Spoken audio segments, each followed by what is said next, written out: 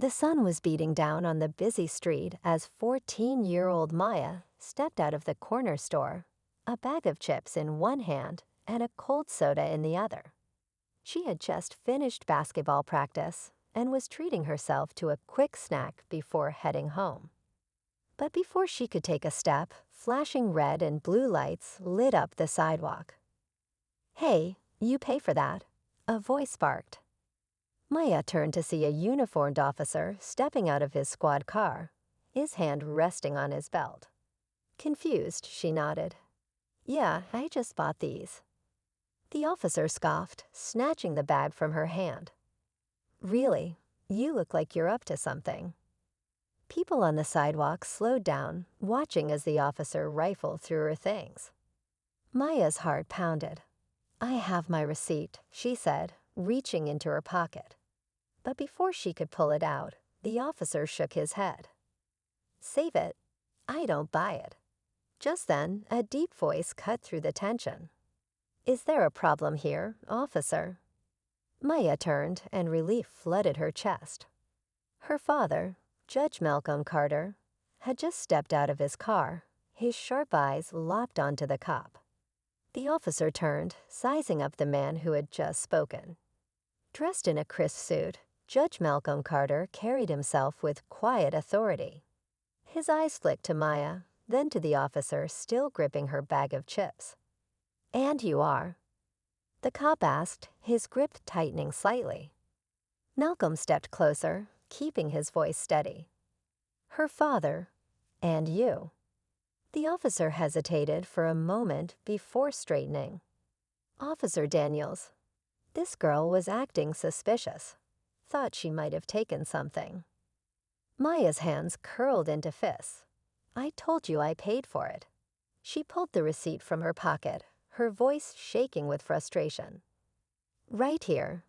Daniels barely glanced at it before scoffing. "Maybe, maybe not. We get all kinds around here." Malcolm's expression didn't change, but something in his eyes hardened. "All kinds?" He folded his arms, waiting for the officer to explain himself. Daniels shifted his weight, suddenly looking less sure of himself. A few bystanders had gathered, watching in silence. The air felt heavy.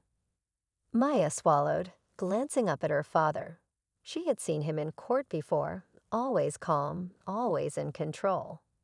But right now, she wasn't sure if this was just another case, or something far more personal. The street felt eerily silent now, the weight of the moment pressing down on everyone watching. Maya's fingers trembled as she clutched the receipt, her heart pounding in her chest. She had done nothing wrong, so why did it feel like she was being treated like a criminal? Judge Carter remained calm, his expression unreadable as he studied Officer Daniels. "Let me get this straight," he said, his voice measured. "You stopped my daughter because she looked suspicious." Daniels shifted uncomfortably but kept his stance firm. "Look, sir, we have policies. I saw her walk out of the store, and I had reason to believe something was off. Just doing my job." Maya clenched her jaw. "What was off?" "The fact that I bought a snack after practice." Daniel sighed, rubbing the back of his neck. "Look, let's not make this a big deal." Malcolm took a step forward, lowering his voice. "It became a big deal the second you decided my daughter didn't belong here." The bystanders whispered among themselves, some pulling out their phones. A store employee peeped through the window, eyes wide. Maya noticed the tension in her father's shoulders, something she had never seen before. Daniels exhaled sharply. "All right, fine. Mistake, okay. Let's move on." He tossed the bag of chips back at Maya and turned toward his patrol car. But Malcolm didn't move. "No, Officer Daniels. This isn't over." The officer froze, gripping the car door. Maya felt the air shift again, as if something much bigger than her snack had just been set in motion. Daniels hesitated, his fingers gripping the car door handle, but he didn't get in. The weight of Malcolm's words hung in the air, thick with unspoken meaning. The small crowd had grown, and now several people were recording. The tension was no longer just between them. Everyone was watching, waiting. Maya's heart pounded. She had seen her father in court before, commanding the room with his presence, but this was different. This wasn't a courtroom. This was real life, and she was in the middle of it.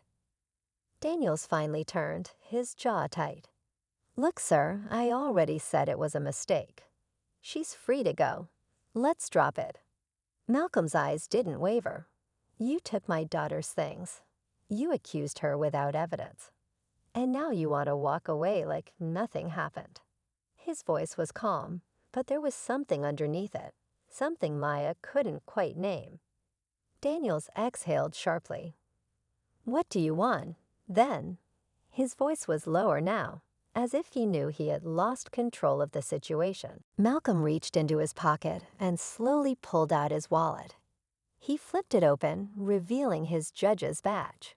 "What I want," he said, stepping closer, "is for you to explain. Right now, what made my daughter suspicious? I want to hear you say it." The officer's eyes darted around. The cameras were still rolling. The bystanders were still waiting.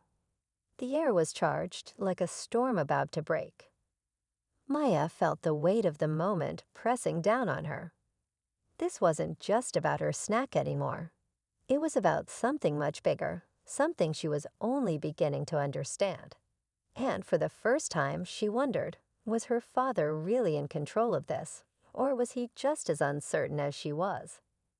Daniel's eyes flickered with something Maya couldn't quite read: anger, fear, or maybe just the realization that he was trapped. The cameras were still rolling, and Malcolm hadn't moved, his badge still held firmly in his hand. The officer swallowed hard, then let out a forced chuckle. "Look, Judge Carter, maybe this was all a misunderstanding," he said, his voice suddenly lighter, almost casual. "I thought I was following protocol. No harm done, right?" Malcolm's stare didn't break. "You and I both know that's not how this works." Before Daniels could respond, the crackle of a police radio interrupted. A voice came through, sharp and urgent. "Unit 5, report immediately. Repeat, Unit 5, we need you here now." Daniels reached for the radio clipped to his shoulder. "Copy that," he muttered, turning slightly. "What's the situation?" The response made Maya's stomach drop. "Internal Affairs is en route. They've been informed of a possible misconduct report." Daniel's face paled. His grip on the radio tightened as he turned back toward Malcolm. The crowd murmured. Someone whispered, "He's in trouble now." Maya's pulse quickened. This wasn't just about her anymore. This was turning into something much bigger, something Daniels hadn't expected. And judging by the look on his face, something he definitely wasn't prepared for. But before anyone could react, another car pulled up, one that Maya didn't recognize. A man in a dark suit stepped out, his expression unreadable. He walked straight toward them, his eyes locked on Malcolm. "Judge Carter," the man said smoothly, "we need to talk. Now." Maya had no idea who he was, but by the way her father's jaw tightened, she knew one thing for sure. This wasn't over, not even close. The man in the suit stood firm, his gaze locked on Malcolm. He didn't glance at Maya, the crowd, or even Daniels. It was clear, whatever this was, it was serious. Malcolm exhaled slowly, his expression unreadable. "And you are." The man pulled a badge from his pocket, flashing it just long enough for Maya to catch the letters IA, Internal Affairs. Agent Phillips.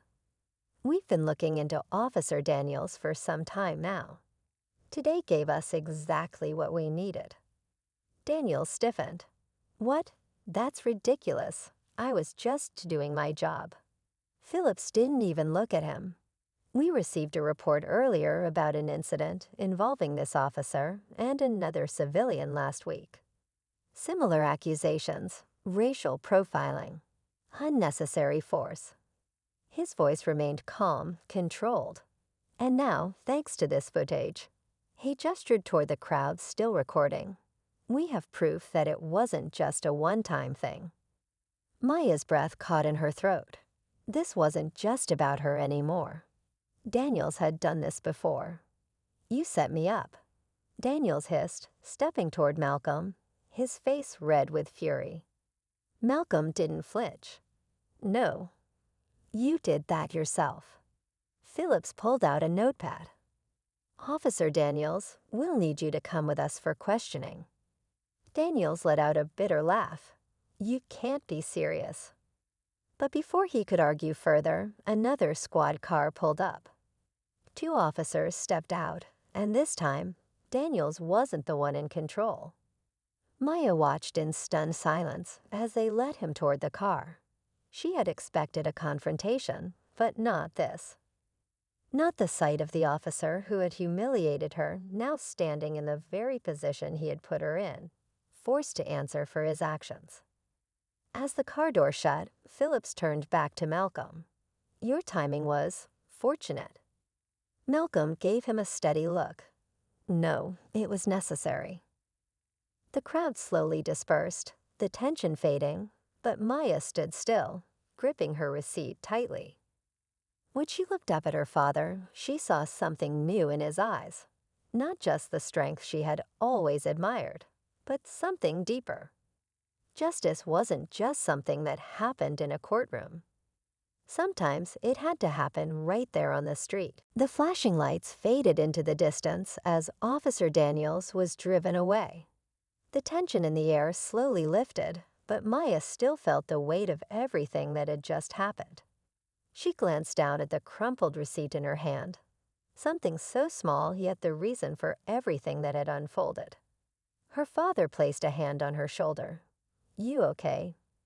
She nodded, though she wasn't sure if that was the truth. I didn't think it would turn into all that." Malcolm sighed, looking out at the nearly empty street. "Neither did I. But sometimes the truth comes out when you least expect it."